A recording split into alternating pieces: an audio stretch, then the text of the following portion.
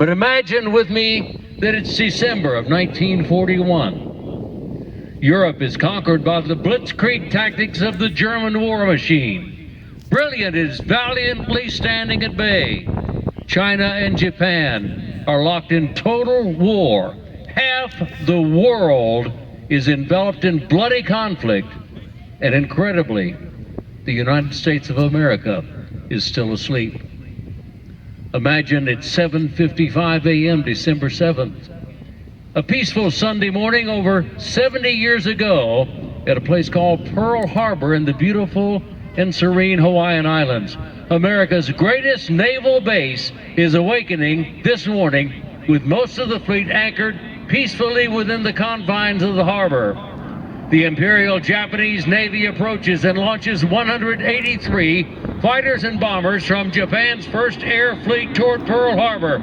So confident are the attackers of total surprise that as they approach the island, the coded signal indicating a totally successful raid is flashed back to the carrier task force before the first bomb falls. Tora, Tora, Tora, Tiger, Tiger, Tiger. A single remote radar station had spotted the incoming raiders, but mistook them for a flight of B-17s due in from the mainland. The B-17s arrive, and like America itself, find themselves in the middle of a war that had not been declared. Yes, we've taken you to that fateful morning of December 7th, 1941. Tora, Tora, Tora. The attack from the Japanese aircraft carriers Akaga, Hiryu, Soryu, and the two new carriers, Shokoku and Suikoku, last an hour and 45 minutes. When the first bombs began to fall, U.S. Army Air Corps pilots Kenneth Taylor and George Welch were just returning from a night on the town. They raced to a small airfield on the northwestern coast of the island, jumped into their P-40 Warhawks, which were fueled and armed for aerial combat practice, and took off to engage in the real thing. The two brave second lieutenants caught up with the Japanese at Iwa, a Marine base and auxiliary field close to Hickam Field and Pearl Harbor. Taylor and Welch quickly ran out of ammo, landed at Wheeler Field, and loaded up and took off again to fight. These two brave pilots are credited with downing 6 Japanese planes before their own planes were disabled. At Pearl Harbor and Hickam Field, the devastation was awesome. Along the eastern edge of Ford Island, in the center of the harbor, 7 battleships lay at berth. The California, Oklahoma, West Virginia, Tennessee, Arizona, and the Nevada. To the left, you see the B-17 recreating the 17 B-17s that were flying in from the mainland and attempting to find a place to land, and finding themselves instead in the middle of a war that had not been declared. Yes, this is Tora, Tora, Tora, the surprise Japanese attack on Pearl Harbor. The Japanese hit first with torpedo bombers. The initial wave of torpedo bombers hit the Oklahoma, California, Nevada, West Virginia, and an aging target ship, the Utah. The Capes were equipped with special shallow running torpedoes designed specifically for the attack on Pearl Harbor, as the shallow waters of Pearl Harbor would not allow the use of normal torpedoes. You see the Cape torpedo bombers coming in from the right. Then came the dive down on the scene here, armed with 1,700-pound armor-piercing projectiles made for 16-inch battleship guns, but converted to aerial bombs. These planes dived down on the Nevada and Arizona. Anti-aircraft fire cleared the bombers away from the Nevada on the first wave, but the Arizona wasn't as lucky. A bomb stabbed the Arizona through her forward magazines and exploded, touching off nearly 1 million pounds of gunpowder. A sailor on the Nevada watched the Arizona jump up at least 15 to 20 feet in the water and break into 2 pieces, forever entrapping 1,200 American servicemen in an underwater tomb.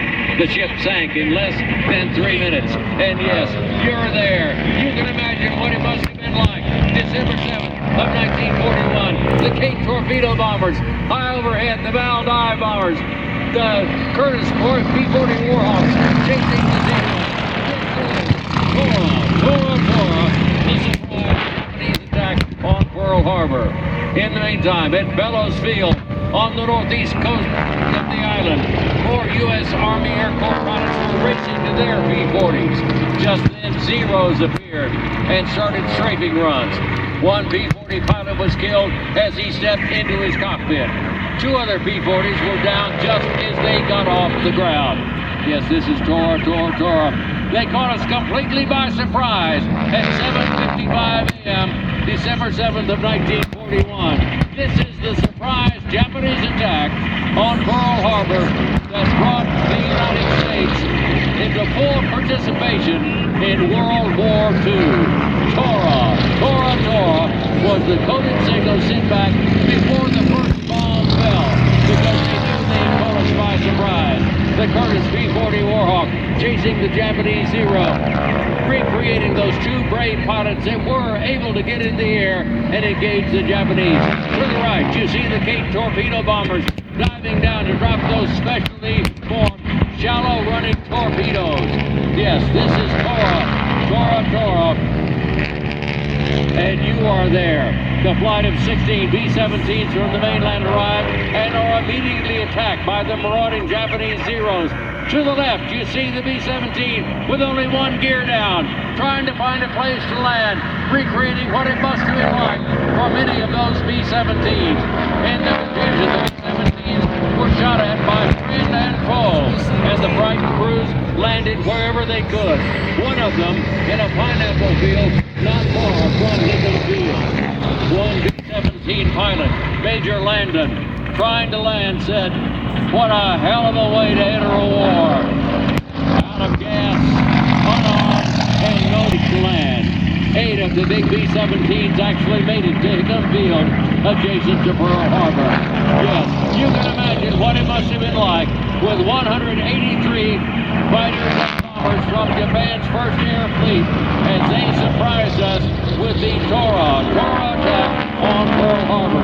We have taken you back to that fateful day of December 7th, 1941, and you are there. Tora. Listen to the sound of the gunfire, the sound of the explosions going off, and you can envision what it must have been like that fateful morning. You were planning on having a decent day that day, maybe going to the beach, maybe going up into the country to have a good time with a friend. Maybe you were just going to clean up your barracks, but you did not know that the Japanese had something entirely different planned. They called it Tora, the surprise Japanese attack on Pearl Harbor, and we have taken you back to that fateful day of December 7th, 1941.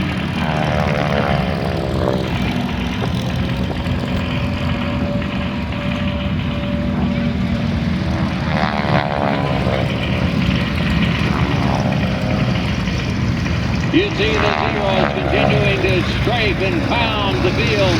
You can imagine what it must have been like if you were a soldier on the ground at Hickam Field, or a sailor on one of the ships in Pearl Harbor, with the Val dive bombers diving down and dropping those 1,700-pound bombs.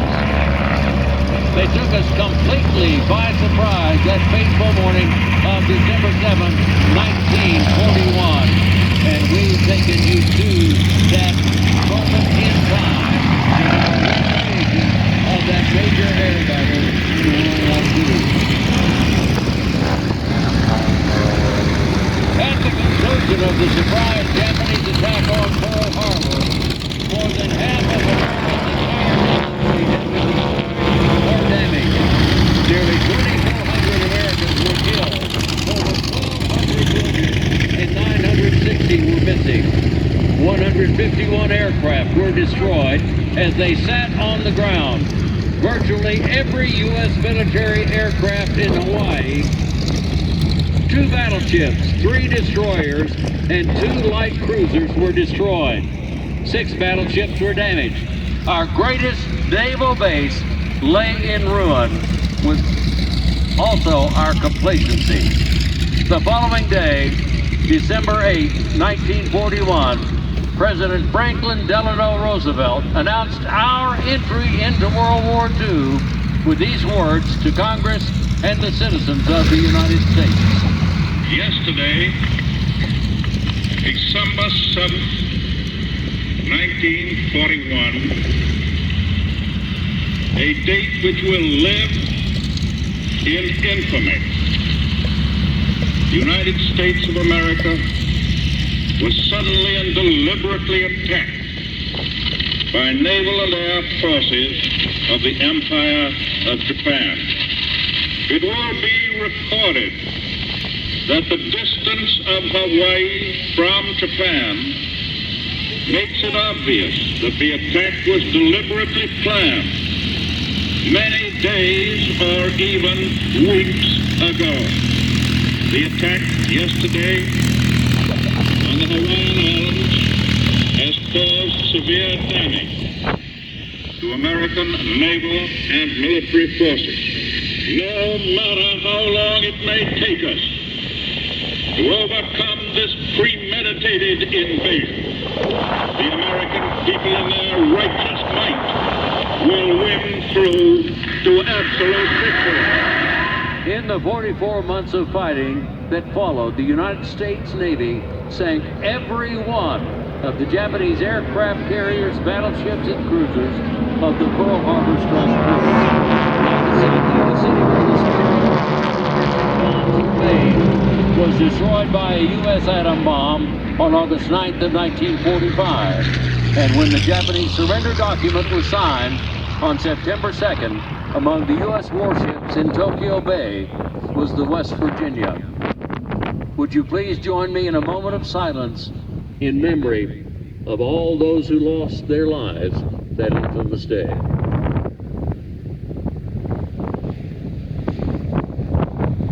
Members of the Tora squadron from the Houston-Galveston area perform this all over the country every year.